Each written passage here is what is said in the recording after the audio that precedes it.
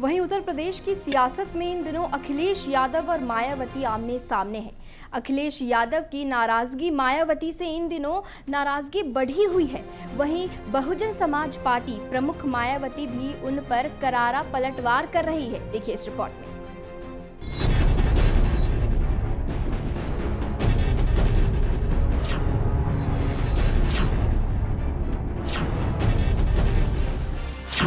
BJP को हाय, सपा को bye, बुआ भतीजे आपस में फिर टकराए। उत्तर प्रदेश में विपक्ष की राजनीति इस समय अपनी सिर फुटबॉल में लगी है। यूपी चुनाव में हार के लिए सभी एक दूसरे को जिम्मेदार ठहराने में जुटे हुए हैं। समाजवादी पार्टी की सरकार न बनने की स्थिति को लेकर मायावती को जिम्मेदार ठहरा रही है। मायावती सीधे अखिलेश यादव पर पलटवार कर रही है। समाजवादी पार्टी के भीतर शिवपाल यादव, आजम खान और अन्य गुटों के बीच अपनी समस्याएं हैं।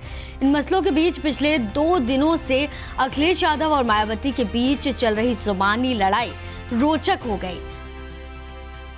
अखिलेश यादव की ओर से मायावती को राष्ट्रपति बनाए जाने संबंधित बयान भी शुरू हुआ। विवाद अब अखिलेश यादव के मुख्यमंत्री तक आ बन पहुंचा। अखिलेश ने लखनऊ में आयोजित एक इफ्तार पार्टी के बाद पत्रकारों से बातचीत में कहा था कि पिछली बार गठबंधन इसी के लिए बनाया गया था। अगर बहुजन समाज पार्टी के लोगों के साथ गठबंधन जारी रहता है तो बसपा और डॉक्टर भीमराव अंबेडकर के सिद्धांतों का पालन करने वाले देखते हैं कि देश का प्रधानमंत्री कौन बनता है।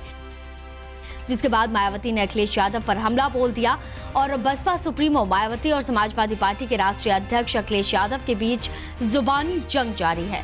दोनों एक दूसरे पर 2022 की हार थोपने में लगे हुए हैं। वहीं मायावती यहीं नहीं रुकी। बसपा सुप्रीमो ने कहा कि इस बार उत्तर प्रदेश में हुए विधानसभा चुनाव में बीएसपी को सत्ता में आने से रोकने के लिए एसपी और बीजेपी ने मिलकर इस चुनाव को पूरी तरह से हिंदू मुस्लिम रंग दे दिया है। इस वजह से बीजेपी फिर से सत्ता में आई है। इसके लिए समाजवादी पार्टी ही जिम्मेदार है। 2022 के चुनावी हार को सपा पचा नहीं पा रही, इसलिए अखिलेश गाहे बगाहे मायावती पर हमला बोल रहे हैं। मायावती भी सपा को माकूल जवाब दे रही है। अब देखने बनेगा कि अखिलेश मायावती के आरोपों पर क्या प्रतिक्रिया देती हैं। ब्यूरो रिपोर्ट, संभव टीवी।